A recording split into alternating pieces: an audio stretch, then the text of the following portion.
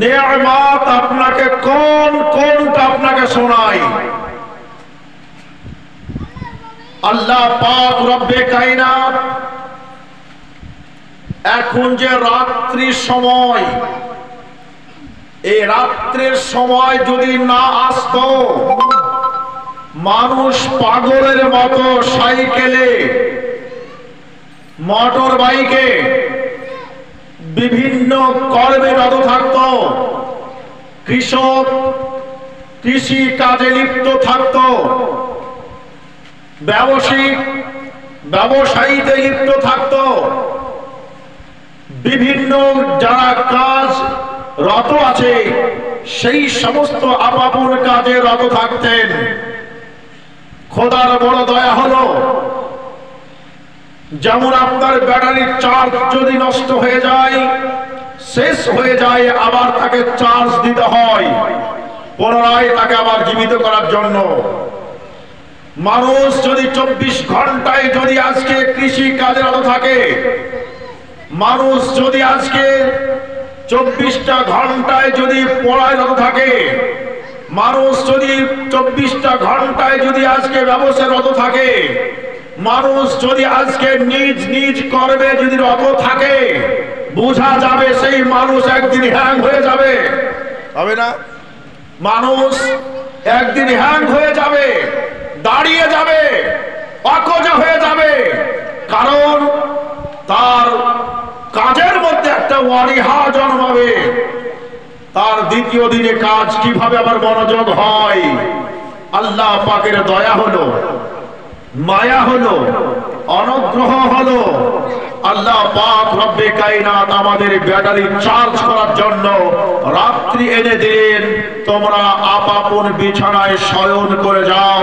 এজন্যে রাসূল আমার বলেছেন, মাগরিবের নামাজের পরে বিছানায় পিঠ রেখো না। এজন্যে তুমি একজন মুমিন, তোমার ডিউটি আছে এশার নামাজ। এশার নামাজ তোমার ডিউটি। আর এশার নামাজ পড়ে তুমি বাজারে যাইও না, কারণ তুমি মুমিন, তোমার জন্য অপেক্ষা করছে আবার ফজরের নামাজ। আমার ভাইরা, প্রশ্ন হলো এটাই, মাওলানা আপনি যে বলছেন রাত জাগতে হবে না, তাহলে এখন বাজছে কটা? কটা বাজছে ভাই? 9:30। এশার নামাজ তো হয়ে গেছে, আপনি বক বক করছেন কেন? মানুষের তো বুদ্ধি তো অনেকগুলো, বলতে পারে তো, প্রশ্ন করতে পারে তো। আপনি এখনই তো বললেন যে এশার নামাজ না পড়ার পরে তুমি রাত জেগো না, তো এই যে 9:30 বেজে গেছে, আপনি এখনো বকছেন কেন? সম্মানীয় উপস্থিতি, এটা শিক্ষার মাহফিল, আর শিক্ষা হলো ফরজ। শিক্ষা কি? ফরজ। যদি আপনি গরজ মনে করেন, এইরকম আপনার প্রশ্ন উক্তি আপনার মাথায় গিজগিজ গিজগিজ করবে। তো আল্লাহ পাক রব্বে কায়নাত বড় অনুগ্রহ পূর্বক আমাদেরকে রাত্রি দিয়েছেন, বিছানায় শয়ন করব, শরীরে আরাম আসবে, শরীর আবার দ্বিতীয় দিনের কাজ করার জন্য আবার মানসিকতা তৈরি করবে। রাতটা আমাদের জন্য আল্লাহর কাছ থেকে বড় নিয়ামত পেয়েছি কিনা বলুন? কথা বুঝতে পারছেন না? নিয়ামত পেয়েছেন তো? তাহলে যেই নিয়ামত পেয়েছেন, রাত্রি কিসের জন্য? ঘুমানোর জন্য, আরাম করার জন্য। আপনার শরীরটাকে আবার দ্বিতীয় দিনের জন্য প্রস্তুতি করতে হবে, কাজের জন্য মনোযোগ আনতে হবে, যার জন্য আপনাকে আরামের প্রয়োজন রয়েছে। যদি আপনি রাত জেগে জেগে যদি আরাম না করেন, একদিন আপনি বেআরাম হবেন। একদিন আপনার কি হবে? বেআরাম হবে। আর ওই ব্যারাম যেদিন হবে, সেদিন আপনি বুঝবেন যে রাত জেগে কত বড় একটা অসুখ আপনি করেছেন। তাহলে এটা একটা বড় নিয়ামত। আল্লাহ পাক রব্বে কায়নাত দিন দিয়েছেন আমাদেরকে। পৃথিবীতে আল্লাহ পাক ছড়িয়ে বলেছেন যে ছড়িয়ে যাও, আমার পৃথিবী প্রচুর আছে, সারা পৃথিবীতে তোমরা ছড়িয়ে যাও আপন রুজির অন্বেষণে। আমি আল্লাহ পাক রুজি দাতা, বাঁটনে ওয়ালা হলো মুহাম্মাদুর রাসূলুল্লাহ। জি, দাতাকে, দাতা হচ্ছে আল্লাহ। আল্লাহ বলছেন আমি রুজি দাতা, আমার রাসূলুল্লাহ হচ্ছে বাটনে ওয়ালা। বসে থাকলে হবে না, আমার পৃথিবী আছে, ছড়িয়ে যাও। রাজমিস্ত্রি, তুমি তোমার কর্মে তুমি রত হয়ে যাও। তুমি আজকে ছোটার মিস্ত্রি, তুমি আজকে নিজ কর্মে রত হয়ে যাও। তুমি আজকে ব্যবসায়িক, তোমার ব্যবসায় তুমি রত হয়ে যাও। তুমি কৃষক, তোমার কৃষি কালচার তুমি রত হয়ে যাও। বিরাদরি ইসলাম, তাই আল্লাহ পাক রব্বে কায়নাত বলেন আপাপন কাজে রত হয়ে যাও, ওইখান থেকে আমি তোমাদেরকে হালাল রুজি দেব। বলুন সুবহানাল্লাহ। হালাল রুজি আল্লাহ দেবেন। আর হালাল রুজির মধ্যে যদি হারাম ঢুকিয়ে দিই, যতই আমি তাসবিহ পড়ি না কেন, যতই আমি আল্লাহ আল্লাহ জিকির করি না কেন, যতই আমি তাহাজ্জুদ পড়ি না কেন, আমার নামাজ কাজে দেবে? জি, নামাজ কাজে দেওয়ার কথা নয়। তাহলে দিন আমাদেরকে আল্লাহ কাজ করার জন্য দিয়েছেন, এটা বড় নিয়ামত। আমার ভাইরা, আল্লাহ পাক রব্বে কায়নাত আমাদেরকে এমন একটা সম্মানের পাত্র করে পাঠিয়েছেন, যেই সম্মান আল্লাহ পাক রব্বুল আলামিন আমাদেরকে দিয়েছেন, এই সম্মানটা আর কেউ লুণ্ঠন করতে পারবে না। কি বলেন?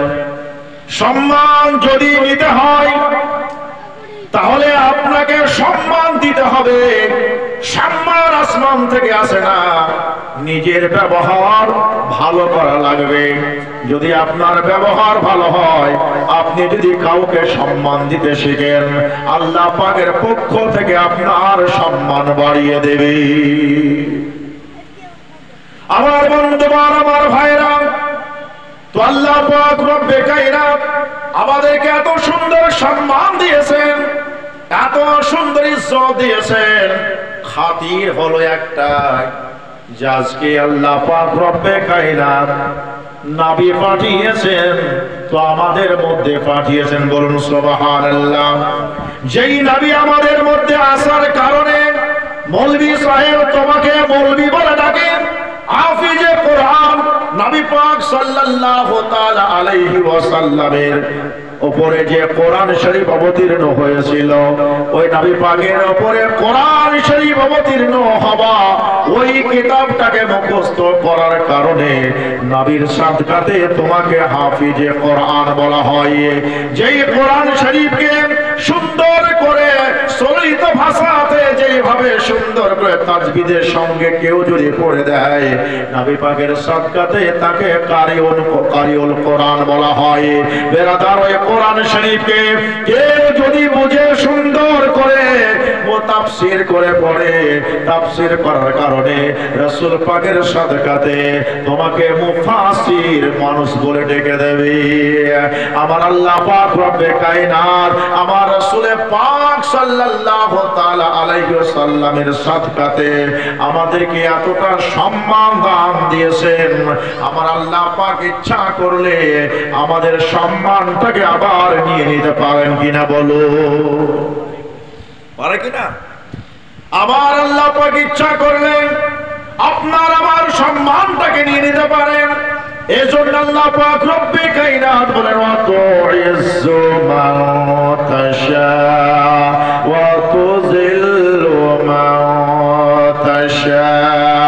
আল্লাহ পাক রব্বে কায়নাত বলেন, কাউকে যদি আমি সম্মান দিই আমার পক্ষ থেকেই দিই, আর কাউকে যখন বেইজ্জতি করে দিই, পৃথিবীর কোন মায়ের লাল জন্মায়নি যে তাকে সম্মান দিয়ে ফুলের তোড়া দিয়ে তার সম্মান বাড়িয়ে দেয়। পারবে? কখনোই সম্ভব নয়। আমার ভাইয়েরা, আল্লাহ পাক রব্বে কায়নাত আমাদেরকে পৃথিবীতে প্রেরণ করেছেন। এইরকম যদি প্রেরণ যদি মাখলুকাত যদি দেখতে হয়, আল্লাহ পাক রব্বে কায়নাত গাছকে সৃষ্টি করেছেন। গাছটা হলো সৃষ্টি, স্রষ্টা হলো আল্লাহ পাক।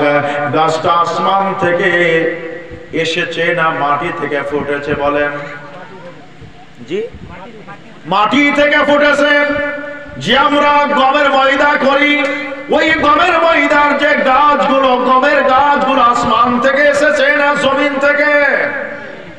খেজুর আমরা খেয়ে সুন্নাত পালন করি, ওই সুন্নাত খেজুর গাছটা আসমান থেকে এসেছে না জমিন থেকে? জমিন থেকে ফেরে উঠেছে। আমার ভাইরা, আল্লাহ পাক রব্বে কায়নাত বলেন, বান্দা তোমাকে আমি এতটা ভালোবেসেছি, এতটা ভালোবেসেছি, তোমাকে এতটা সম্মান আমি দিয়েছি, কারণ তোমাকে জমিন থেকে আমি উঠিয়ে দেইনি, আর আমি আসমান থেকে টপ করে বৃষ্টির ন্যায় ঝরিয়ে দেইনি। আমি আল্লাহ পাক রব্বে কায়নাত তোমার মা এবং তোমার আব্বা জানের মিলনের মাধ্যমে, তোমার মায়ের শিকামে, তোমার মায়ের গর্ভে যখন তুমি ছিলে, আমি আল্লাহ পাক রব্বে কায়নাত তোমার আব্বার, তোমার মায়ের পেটে তোমাকে আমি সর্বপ্রথমে আমি মৃত করে রেখেছিলাম। আল্লাহ পাক রব্বে কায়নাত সূরা বাকারার মধ্যে ইরশাদ করেন, বিসমিল্লাহির রহমানির রহিম। কাইফা তাকফুরুন বিল্লাহি ওয়া কুনতুম আমওয়াতান ফাহইয়াকুম সুম্মা ইউমীতুকুম সুম্মা ইউহয়ীকুম সুম্মা ইলাইহি তুরজাউন।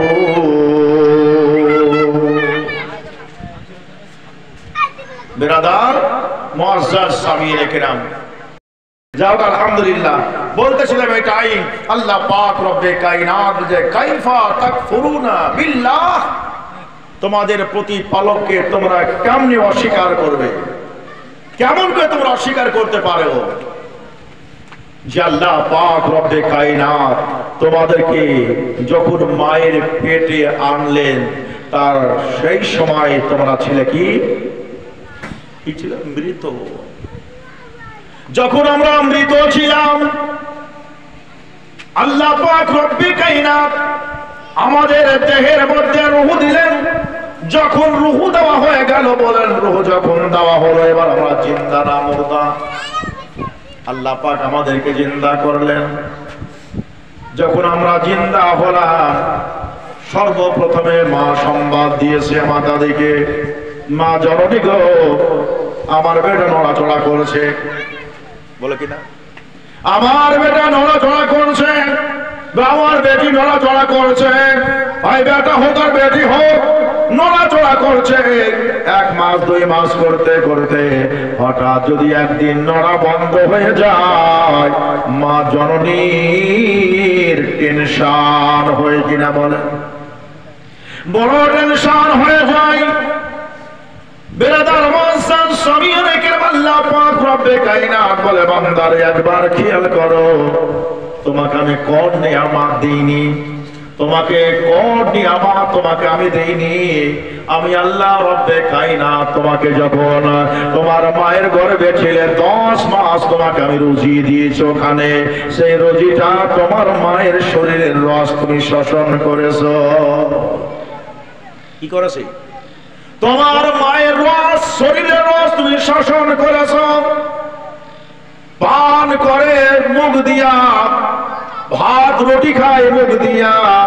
কিন্তু আমার আল্লাহ পাক রব্বে কায়নাত বলছে, বান্দা শোনো, আমি তোমার মুখটাকে রাখলাম, তোমার মুখটাকে পবিত্র রেখে দিলাম, তোমার নারীর সঙ্গে, তোমার মায়ের নারীর সঙ্গে অ্যাডজাস্ট করে দিলাম, এক করে দিলাম, একটা তারের সিস্টেম করে দিলাম। যতদিন তোমার মা তোমাকে পেটের মধ্যে রাখবে, ততদিন পর্যন্ত তোমার মায়ের শরীরের রসকে শোষণ করে তুমি বেঁচে থাকবে। ওই রসটা তোমার না গরম হবে, না কুল হবে, না ঠান্ডা হবে, কিছুই হবে না। শোনো, তুমি 10 মাস 10 দিন তুমি মায়ের রস তুমি শোষণ করেছো, তুমি বেঁচে ছিলে, তোমার কোনোদিন সর্দি হয়নি, তোমার কোনোদিন জ্বর হয়নি, তোমার কোনোদিন অসুস্থ তুমি হলে না। এটা হলো আল্লাহ পাক রব্বে কায়নাতের নিয়ামত। সর্বপ্রথমে তুমি মায়ের গর্ভে থেকে থেকে অনুভব করতে পেরেছো কিনা বলো? আমার আল্লাহ পাক রব্বে কায়নাত বলেন, মা জননী যখন আবার পৃথিবীতে ডেলিভারি করলেন, ডেলিভারি করার পরে পৃথিবীর আবহাওয়ার সঙ্গে সুট খালে ভালো আর যদি না সুদ খায় আবার অক্সিজেনের ব্যবস্থা করতে হয়, আবার বেরাদার অনেক আপনার ওষুধের দরকার হয়। আমার ভাই গো, আমার বন্ধুবর, এই দেখেন আল্লাহ পাক রব্বে কায়নাত আমার রাসূল আমাকে আপনাকে পৃথিবীতে বাঁচিয়ে রাখলেন। এটা হলো বড় আল্লাহর নিয়ামত। যেই মা তোমাকে 10 মাস 10 দিন ধরে মায়ের রসকে শোষণ করার পরে এই মায়ের উপরে কি চড়াও হওয়া যায় নাকি? এই মায়ের উপরে কি চোখ রাঙিয়ে কথা বলা যায় নাকি? যাই। তাহলে কি এরকম ছেলে নেই যে মায়ের উপরে চড়াও হয়, মায়ের উপরে আপনার অকাথ্য গালিগালাজ করে, মাকে চোখ রাঙিয়ে কথা বলে? এইরকম ছেলে কি ভারতবর্ষে নেই? আছে। যদি যেই মায়ের 10 মাস 10 দিন মায়ের রসকে শোষণ করলাম, মায়ের কোলে আসার পরেও 2.5 মাস মায়ের স্তন পান করলো, এতটা করার পরে যে মায়ের ঋণকে ভুলে যায় আর যে মায়ের উপরে চড়াও হয় আর যে ব্যক্তি মায়ের উপরে অকথ্য ভাষায় কথা বলে, যদি আজকে মায়ের ঋণকে এই মানুষ যদি ভুলে যায়, জানবেন রাসূলের উম্মত হওয়ার পরেও রাসূলের গুস্তাখ করার জন্য পৃথিবীতে হাজারো হাজার মানুষ থাকতে পারে কিনা বলো? থাকতে পারে কিনা? যে মায়ের ঋণকে ভুলে যায়, ও রাসূলের ঋণকে কেমন মুখস্থ করবে? ও রাসূলের নিয়ামতকে, খোদার নিয়ামতকে কেমন করে মনে রাখবে? আমার আল্লাহ পাক রব্বে কায়নাত বলে, বান্দা শুনে নাও, আবার তোমাকে মৃত্যুতে প্রতিপন্ন করব আমি আল্লাহ। আবার যখন তোমাকে মৃত্যুতে প্রতিপন্ন করব, পাহাড় পড়ের মুসলমান এরা এক বাক্যে বলবে, ইন্না লিল্লাহি ওয়া ইন্না ইলাইহি রাজিউন। এর মানেটা হলো নিশ্চয় আমরা আল্লাহর জন্য এবং নিশ্চয় আমরা আল্লাহর দিকে প্রত্যাবর্তন করব। বলুন সুবহানাল্লাহ। আমরা যদি আল্লাহর জন্য হয়, সর্বপ্রথমে আমার যে কাজগুলো হবে সেই কাজগুলো যেন আল্লাহর সন্তুষ্টির উদ্দেশ্যে হয়, ঠিক না? আমার চলা যেন আল্লাহর উদ্দেশ্য হয়, আমার বলা যেন আল্লাহর উদ্দেশ্য হয়, আমার ঘুমানো যেন আল্লাহর উদ্দেশ্য হয়, আমার শত্রুতা করাটাও যেন আল্লাহর উদ্দেশ্য হয়, আমার মিত্রতা করার জন্য করাটাও যেন আল্লাহর উদ্দেশ্য হয়, আমার বিবাহটা করাও যেন আল্লাহর উদ্দেশ্য হয়, আমার বেটাকে পোশাক দেওয়াটাও যেন আল্লাহর সন্তুষ্টির উদ্দেশ্য হয়, আমার মাকে খাবার দেওয়াটা এটাও যেন আল্লাহর সন্তুষ্টির উদ্দেশ্য হয়। এক কথায় যতগুলো আমি কর্ম করব, এই কর্মতে যেন আল্লাহ এবং আল্লাহর রাসূল সম্মতি থাকে। যদি সম্মতি থাকে, মাথার টুপির দাম আপনি পেয়ে যাবেন, পাগড়ির আপনি দাম পেয়ে যাবেন, জুব্বার আপনি দাম পেয়ে যাবেন, দাড়ির আপনি দাম পেয়ে যাবেন, নামাজের আপনি দাম পেয়ে যাবেন, সময়ের আপনি আল্লাহ আপনাকে দাম দিয়ে দেবে। আর যদি আল্লাহ রাসূলের যদি উদ্দেশ্য না হয়, সন্তুষ্টির উদ্দেশ্যে যদি না হয়, এই নামাজ রোজা ইত্যাদি ইত্যাদি যাহা আমরা করেছি, এগুলো একদিন আমাদের কিয়ামতের মাঠে এগুলো আমাদের মুখে ছুঁড়ে ছুঁড়ে মারা হবে, ঠিক কিনা বলো? যদি আমাদের উদ্দেশ্য খারাপ হয়ে যায়, আমাদের সব বৃথা হয়ে যাবে। আমার মা বোনেরা, আমার ভাইরা, বোঝা গেল এটাই যে আল্লাহর বড় নিয়ামত। ওয়া আম্মা বিনিয়ামতি রাব্বিকা ফাহাদ্দিস। আমার পক্ষ থেকে যে নিয়ামতগুলো তোমরা পেয়েছো, এই নিয়ামতের খুব খুব চর্চা করো। মাকে কেন মা বললে নেকি হয়? এজন্য আল্লাহর পক্ষ থেকে বড় নিয়ামত হলো মা। মা আল্লাহর পক্ষ থেকে নিয়ামত পেয়েছি কিনা বলুন? আমার মা আল্লাহর পক্ষ থেকে বড় নিয়ামত পেয়েছি। আমার বাপ আল্লাহর পক্ষ থেকে আমি বড় নিয়ামত পেয়েছি, আমার ভাই আমার জন্য আল্লাহর পক্ষ থেকে বড় নিয়ামত। আল্লাহ পাক রব্বে কায়নাত আমাকে বিবি দিয়েছেন, বিবিটাও আমার জন্য বড় নিয়ামত। নিয়ামত না? বলবেন হুজুর বিবিকে আপনি নিয়ামত বলছেন, আর তার দ্বারাই আমি টিকতে পারছি না, শান্তি পাই না, নিয়ামত বলছেন? হ্যাঁ, নিয়ামত আপনাকে বলছি। বিবি কখন কাজে লাগবে, কখন মনোযোগ আপনার মনে হবে?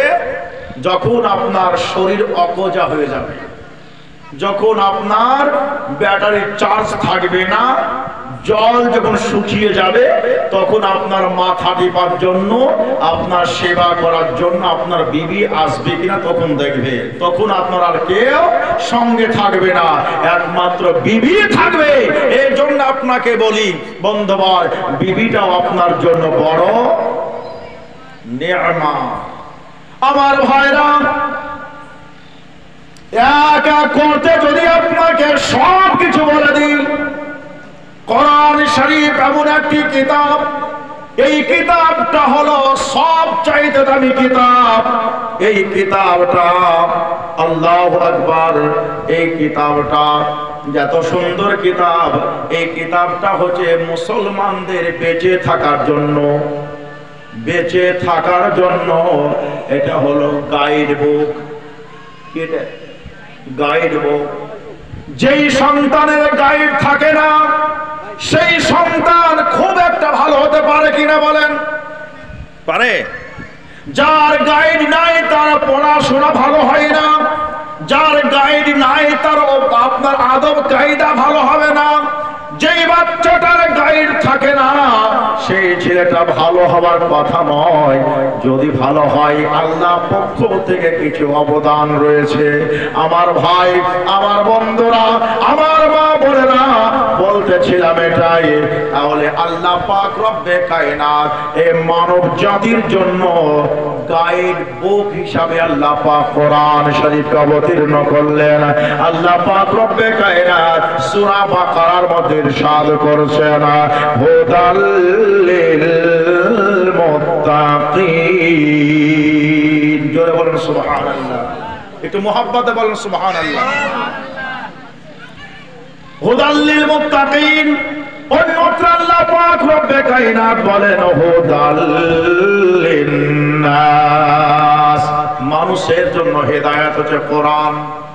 আমার ভাই, আমার বন্ধুরা, কোরআন হচ্ছে আল্লাহর পক্ষ থেকে আমাদের বড় নিয়ামত। এজন্য আমাদের গাইড বুক হলো কোরআন। যদি আমাদের গাইড বুক যদি না থাকতো, আমরাও পথভ্রষ্ট হয়ে যেতাম। আমার ভাইরা, আমার বন্ধুরা, যতগুলো আপনাকে নামগুলো বলে দিলাম, সবগুলো আপনি সামনে নিয়ে আসেন। সামনে নিয়ে আসার পরে এবার আপনি বলেন, যেগুলোর নামগুলো আমি করলাম, এর চাইতে কি আমার নবী মুস্তাফা সাল্লাল্লাহু তাআলা আলাইহি ওয়াসাল্লাম যেদিন মায়ের কোলে আসলেন, আমিনার ঘরকে উজালা করলেন। মাওলানা মুবাশশির রাজা সাকাফি রাজভী বলতেছিল যে নবী পাক সাল্লাল্লাহু তাআলা আলাইহি ওয়াসাল্লাম যখন আমিনার ঘরে উজালা হলেন, ওই সময়তে হযরতে মা আমিনা রাদিয়াল্লাহু তাআলা আনহা বলতেছেন, কসমতু আল্লাহ, আমি আল্লাহর ইজ্জতের কসম করে বলতেছি, আমি আল্লাহর কসম করে বলছি যে আজকে আমার ঘরে ছিদ্র দিয়া জ্বালানা দিয়ে আমি শাম দেশের মুলকে শাম দেশের আমি বড় বড় অট্টালিকাগুলো আমার চোখের সামনে চলে আসলো। আমার ভাইগণ, আমার বন্ধুরা, যে রাসূল পাক সাল্লাল্লাহু আলাইহি ওয়াসাল্লাম আমিনার ঘরে আসলেন, হযরতে মা আমিনা বলতেছেন, বলে আমার বেটাকে সুরমা চোখে অবস্থায় আমি দেখলাম, আমার বেটাকে খাতনা করা অবস্থায় দেখলাম, আমার বেটাকে নারী কাটা অবস্থায় দেখলাম।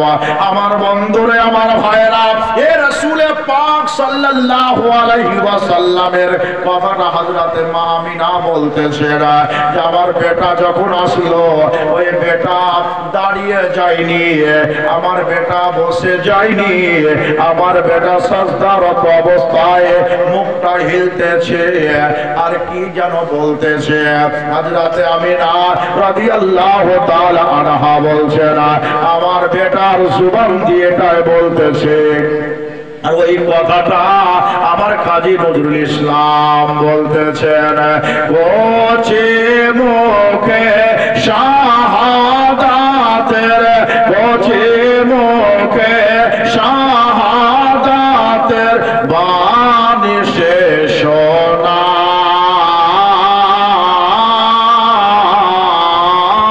আইরে সাগর আকাশ বাতাস দেখবি যদি, আইরে সাগর আকাশ বাতাস দেখবি যদি আয়। কাজী নজরুল ইসলাম বলছেন আমি কাকে সাক্ষী করব আর কাকে দেখাবো আর কাকে ডাকবো আর কাকে বলবো। মানুষকে যদি এখন বলি দেখ রে নবী মুস্তাফার সুরাতটা দেখ, আজকে দেখে হু হু করবে আর কালকে সে ভুলে যাবে, কালকে সে উল্টা কথা বলবে।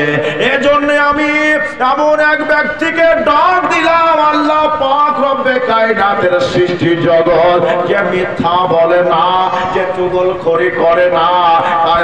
কাজী নজরুল ইসলাম বলছে আকাশ তুমি দেখে নাও, বাতাস তুমিও দেখে নাও, সাগর তুমিও দেখে নাও, আর কি দেখবা গো? তাই বলছে আইরে সাগর, বলেন বলেন জোরে বলেন, আইরে সাগর,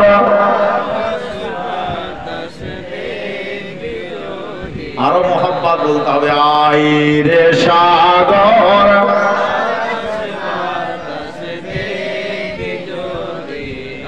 দেখ আমি না মায়ের কোলে, দেখ আমি না মায়ের কোলে, দোলে শিশু ইসলাম দোলে, কচি মুখে শাহাদাতের, কচি মুখে শাহাদাতের বাণী সে শোনায়,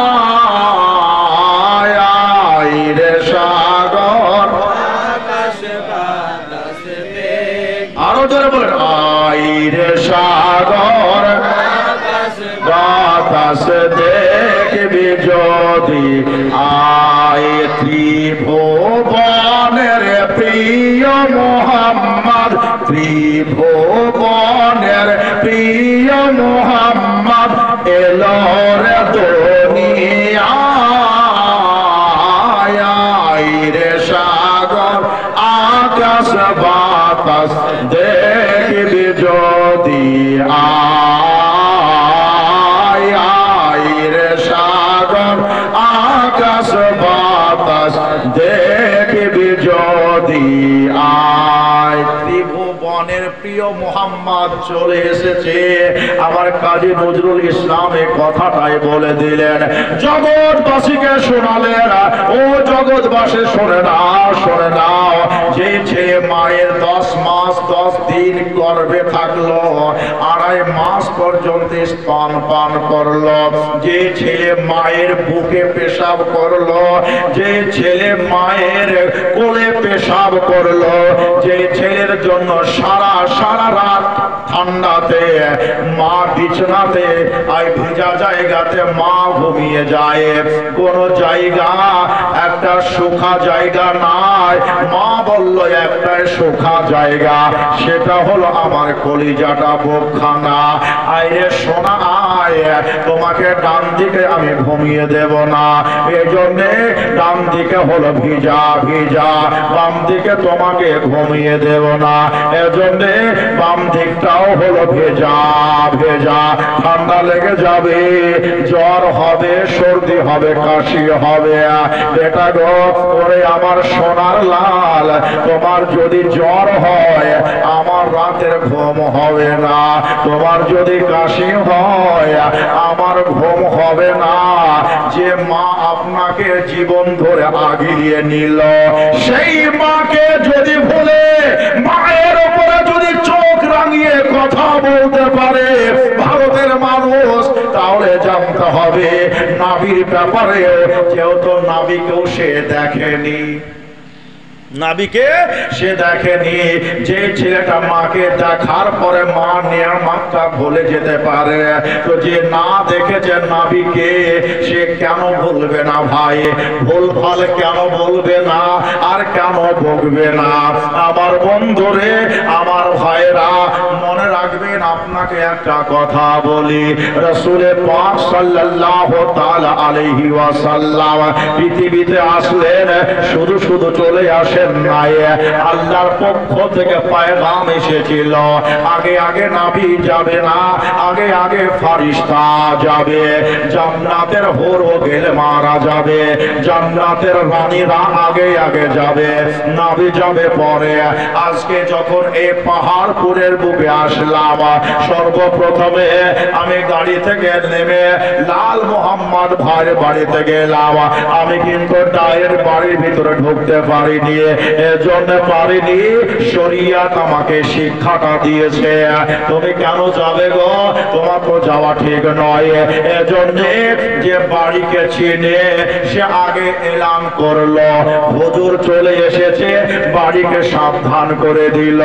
এবার আপন মায়েরা সাবধান হয়ে গেল, ঘর ফাঁকা হয়ে গেছে, ঘর ওপেন হয়ে গেল। ইমাম সাহেব, হুজুর সাহেব গিয়ে বসলেন, আব্দুল কুদ্দুস রাজবি গিয়ে ঘরে আরাম করলেন।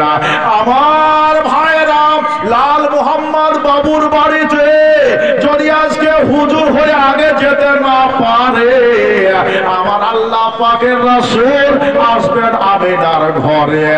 একাই আসবেন না কেন? এজন্য একাই আসা ভালো নয়। যদি আজকে আপনার এই পাহাড়পুরে যদি এমএলএ এমপি একাই চলে আসে, মানাবে নাকি? মানাবে নাকি? আজকে আপনার এই এমএলএ যদি চলে আসে, যেমন মানাবে না। এমএলএ আসবে পরে, আগে আসবে এমএলএ যারা বডিগার্ড তারা আসবে। রাস্তাঘাট চিনলেও হবে না, এটা সম্মান বাচকের জন্য, সম্মানের জন্য একটা এমএলএ কে আনার কারণে যদি আপনার বডিগার্ড লাগে, বেরাদারে তো ভয়ও হতে পারে, সম্মানেও হতে পারে। রাসূলের কি বডিগার্ড লাগলো গো? আল্লাহ আল্লাহ, রাসূলের কোন বডিগার্ড নয়, জান্নাতের রানীরা এরা আশা করেছিল আল্লাহ গো, যে নবীকে সৃষ্টি না করলে আমিও হতাম না, যে নবীকে তৈরি না করলে আসমান হতো না, যে নবীকে তৈরি না করলে কুল জগৎ হতো না, কায়নাত হতো না। ওই নবীর আগমন তো আজকে একবার আমিনার ঘরটাকে একটু সাজাতে যায়, আমিনার ঘরটাকে একটু আতর গোলাপ লাগিয়ে যায়। একটু আগে বলছিল মাওলানা মুবাশশির রাজা সাকাফি বলছিল এটাই, যে আমিনা যখন রাস্তা দিয়ে যাচ্ছিলেন ওই সময়তে মাসকে আম্বার হচ্ছিল, ওই গ্রামের মেয়েরা ছেলেরা সবাই অনশন, আপনার অনশন ডেকেছিল। আব্দুল মুতালিব গো, তোমার বাড়ির বৌমা কেন, তোমার বাড়ির বৌমা কেন নিয়ম কানুন মানবে না? কেন আজকে তুমি তোমার বৌমাকে আতর গোলাপ লাগিয়ে রাস্তাঘাটে যেতে বলো? ইনি যখন প্রশ্ন করলেন, মা আমিনা বললেন, আব্বা গো, আজকে আমি তো এমনি এমনি খুশবু লাগাই না, আমি তো কোনোদিন খুশবু ব্যবহার করি নাই, এজন্য খুশবু কেমন করে আসলো রে মা? বলে আজকে খুশবুটা আমার না, আপনার পোতা মুহাম্মাদুর রাসূলুল্লাহ সাল্লাল্লাহু তাআলা আলাইহি ওয়াসাল্লামের খুশবু। বলেন সুবহানাল্লাহ। লম্বা হয়ে যাবে, ওদিকে আর যাব না। সাহাবী বললেন, ইয়া রাসূলুল্লাহ, একটু আপনার ঘামটা বোতলে দেন। বলে কি করবা? বলে এই ঘামটা হচ্ছে মাসকে আম্বারের চাইতে সুগন্ধ। আমার মতো মৌলবীর যদি আজকে জুব্বাটা ঘেমে যায়, ভোকরা ভোকরা গন্ধ করে গো, কিন্তু রাসূলুল্লাহর ঘামে মাসকে আম্বারের চাইতে উত্তম খুশবু ছিল। আমার ভাইরা, আল্লাহ রাসূল আসছেন, জান্নাতের রানীরা বলল, আল্লাহ গো, রাসূলের ঘরটাকে একটু সাজাতে যাই। বলে কি নিয়ে যাবি রে? বলে জান্নাত থেকে আপনার সুবহানাল্লাহ একেবারে একটা তস্তরি নিল, সোনার তস্তরি, আর ওই সোনার তস্তরিতে মাসকে আম্বারা, আর সুবহানাল্লাহ ওই তস্তরিটা সাজানো আছে মখমলের চাদরে মরানো। এরা গিয়ে হাজির হবে আমিনার ঘরে। আল্লাহ পাক বললেন, জিবরিল তুমিও যাবে? বলে হ্যাঁ আমিও যাব। বলে যখন চলে যাবে, শুধু তুমি কেন যাবে না, জিবরাইলকে ডাকো, মিকাইলকে ডাকো, ইসরাফিলকে ডাকো, ইসরাইলকে ডাকো। হযরত ইসরাইল বলছে, আল্লাহ গো, আমাকে যে যেতে হবে, তাহলে আমি যদি চলে যাই হঠাৎ যদি মওতের খবর হয়ে যায়, আবার কেমন করে হবে? আমার আল্লাহ পাক রব্বে কায়নাত বলেন, জিবরাইল ওরে ইসরাইল শোনো, আজকে আমাদের মুস্তাফা, আজকে হচ্ছে মুস্তাফার আসার সময়। এই সময় আজকে দুঃখ হবে না, খুশিতে ভরপুর। জোরে বলেন, আজ দুঃখ হবে না, খুশিতে ভরপুর। যাও যাও, আজকে 70,000 ফারিস্তা নিয়ে যাও, আমিনার ঘরটাকে সুসজ্জিত করে দাও। আমার ভাই, আমার বন্ধুবর, যাও যাও, 3খানা জান্নাতের পতাকা নিয়ে যাও। যাওকে খেতাবাত কিতাবের মধ্যে পরিষ্কার লেখা আছে, 3খানা সাদা রঙের পতাকা নিয়ে আল্লাহ আল্লাহ ফারিস্তা গণ এসে কাবা শরীফের উপরে ছাদের উপর গেড়ে দিলেন, আমিনার ঘরে একটা গেড়ে দিলেন, আর একটা বাইতুল মুকাদ্দাসে গাড়লেন। অন্য একটা রাওয়াতে পশ্চিমে আর পূর্ব দিকে, আর হলো আমিনার ঘরে। আল্লাহ ভালো জানেন। আমার ভাইরা, আমার বন্ধুরা, আমার মা বোনেরা গো, বোঝা গেল আজ আপনার দেশে যদি এমএলএ আসে, তবে আজকে বর্তমান যে এমএলএ, একই কাজ তাহাত নিয়ে আসবে নাকি? কি আসবে বলেন না? পার্টি করছি না ভাই, বলেন না কি আনবে পতাকাটা? হ্যাঁ, জোড়া ফুল। বেরাদার হাত আর আসবে না। যখন যার দৌড় চলবে, সময় চলবে, তার প্রতীক নিয়ে যাবে। এ ভাইরা, 15ই আগস্ট স্বাধীনতা দিবস পালন করা হলো। ভারতের পতাকার একটা রং আছে, ভারতের পতাকার রং বাংলাদেশের সঙ্গে মিল আছে? নাই নাই। বাংলাদেশের পতাকা পাকিস্তানের সঙ্গে মিল আছে? ওটাও নাই তো, মুসলমান দুটাই তো, ওটাও নাই। পাকিস্তানের সঙ্গে আরবের পতাকার কি মিল আছে? এরও মিল নাই। পৃথিবীর যতগুলো কান্ট্রি আছে, সমস্ত কান্ট্রির আপন রং দিয়ে পতাকা তৈরি করা আছে, কাউরের সঙ্গে কাউরের পতাকার মিল নেই। আমার ভাইরা, আমার বন্ধুরে, আজকে ভারতের ইতিহাস আরবের সঙ্গে মিল আছে কি? নাই। আরবের ইতিহাস পাকিস্তানের সঙ্গে মিল আছে নাকি? তাহলে এর সঙ্গে মিল নাই, কিন্তু একটার কিন্তু মিল আছে। পাহাড়পুরের কোরআন শরীফ যা আছে, আরবের কোরআন শরীফ ওটাই আছে। মুর্শিদাবাদের কোরআন শরীফ যেটা আছে, পাকিস্তানের কোরআন শরীফ ওটাই আছে। সারা বিশ্বে যেখানে যাবেন না কেন, কোরআন শরীফ দেখলে এক অপরের সঙ্গে মিল আছে। অতুলনীয় কিতাব হলো আল কোরআন। আমার ভাই গো, এই কিতাব আপনার পতাকাটা লেখা আছে জশ্নে ঈদ মিলাদুন নবী, আছে না? জশ্নে ঈদ মিলাদুন নবী, আর লেখা আছে লা ইলাহা ইল্লাল্লাহ মুহাম্মাদুর রাসূলুল্লাহ সাল্লাল্লাহু আলাইহি ওয়াসাল্লাম। এই পতাকাটার সঙ্গে, ভারতের সঙ্গে বাংলাদেশে যে পতাকাটা উড়েছে, এখানকার পতাকা তো লেখা আছে লা ইলাহা ইল্লাল্লাহ মুহাম্মাদুর রাসূলুল্লাহ সাল্লাল্লাহু আলাইহি ওয়াসাল্লাম। বাংলাদেশের পতাকাতে ওটাই কিন্তু জি সারা পৃথিবীতে রবিউল আউয়াল মাসের 12 তারিখে যতগুলো পতাকা উঠেছে একই রং, একই আপনার কালেমার বাণী দিয়ে পতাকা উঠে গেছে। আমার ভাইরা, আমার বন্ধুরা, শুধু ভারতের পতাকা, এর সঙ্গে আরেকটা ক্রান্তির মিল নাই, তথাপিও এই পতাকার বিরুদ্ধে কথা বলা তোমার সাহস নাই, আমারও নাই। এজন্য আমি বলবো না আমি এই ভারতের গাদ্দার নয়, আমি ভারতের হলো ওয়াফাদার। আল্লাহ রাসূল বলেছেন যে ভারত যে দেশেতে বাস করবে, আল হুব্বুল ওয়াতান, দেশের সঙ্গে ভালোবাসা এটা ঈমানের অঙ্গ। আমি বেঈমান নয়, আমি ভারতের পতাকাকে সম্মান করি, আমি ভারতকে সম্মান করি। এজন্য পতাকার আমি অসম্মান করব না, আমি ভারতের করব না, পাকিস্তানের করব না, তুর্কিস্তানের করব না।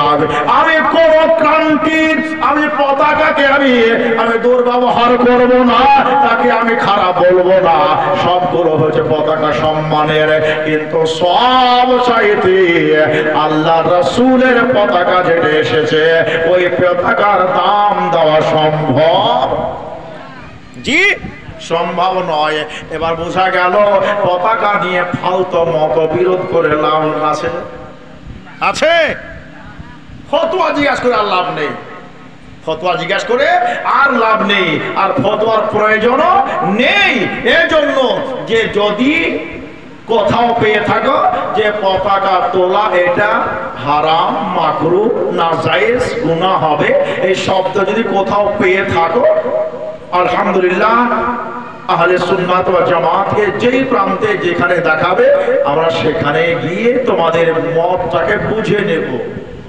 যদি বুঝতে পারি আমার কওমকে আমি বুঝিয়ে দেব, কিন্তু তোমাকে দেখাতে হবে, গুনাহ হবে, কথা দেখাতে হবে। আর আমি তো সওয়াবের উদ্দেশ্যে করছি, নিয়ত আমার নেকের উদ্দেশ্য। আল্লাহ পাক রব্বে কায়নাত আমার পাহাড়পুরের তরুণ যুবক এবং আমার সমস্ত মুসলমান ভাইরা, আব্বা জানেরা ও মা বোনেদেরকে সকলকে আল্লাহ পাক হিফাজত করুন। আমার জাতি, আমার কওম, আমার দেশকে আল্লাহ পাক হিফাজত করেন। আমিন সুম্মা আমিন। ওয়া আখিরু দাওয়ানা আনিল হামদুলিল্লাহি রাব্বিল আলামিন। হায়াত বাকি, মোলাকাত বাকি। আসসালামু আলাইকুম ওয়া রাহমাতুল্লাহি তাআলা ওয়া বারাকাতুহু। বেরাদর ইসলাম, একটা জরুরি ঘোষণা, সেই ঘোষণাটা হলো কে আপনাকে বলেছে যে শুধু শুধু সুন্নি মৌলবীরা এরা জুলুস করেই ক্ষান্ত হয়ে যায়, এরা শুধু জুলুস করে এরা খিচুড়ি খেয়ে এরা মাতোয়ারা করে না।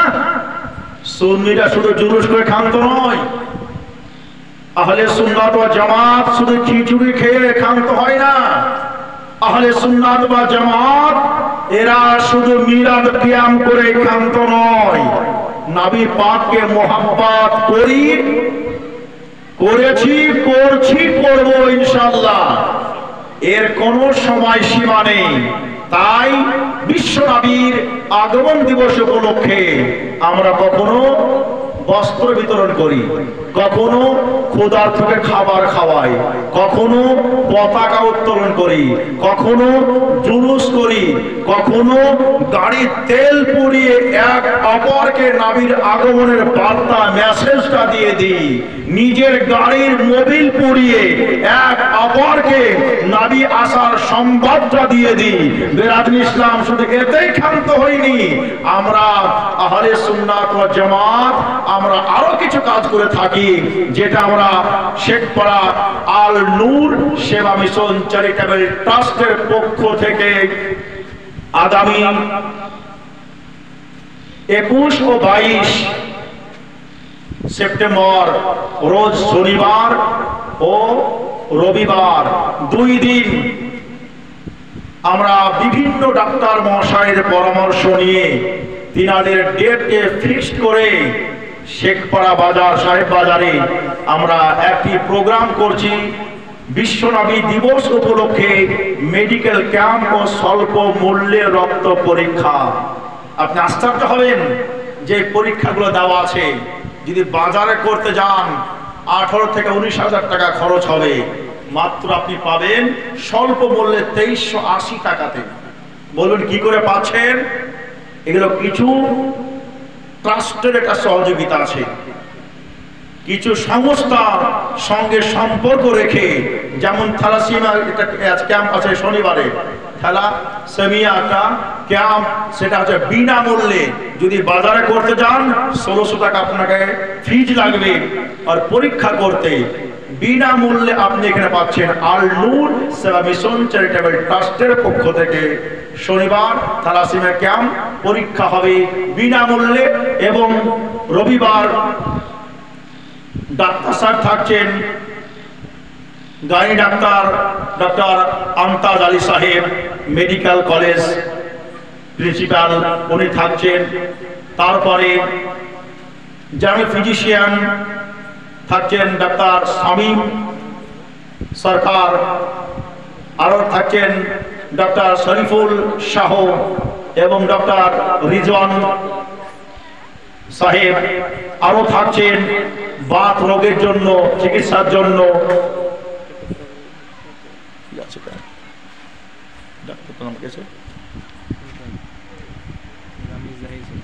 রামিজ জাহিদ সরকার, নলহাটি হসপিটাল। ইনাদের সঙ্গে আমাদের একটা সম্পর্ক করে ইনাদেরকে এনেছি। বিরাদর ইসলাম, জাতির স্বার্থে আমরা অঙ্গীকারবদ্ধ মানুষ হয়ে মানুষের পাশে থাকা, মানুষ হয়ে মানুষের পাশে থাকার এটা আমরা অঙ্গীকার করেছি।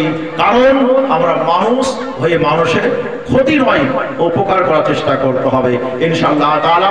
আপনারা যদি কেউ থাকেন রোগী, অগ্রিম নাম লিখে দেবেন। আগামী শনিবার থ্যালাসেমিয়া, তারপরে আপনার রবিবার হচ্ছে আপনার মেডিকেল ক্যাম্প এবং স্বল্প মূল্যে রক্ত পরীক্ষা।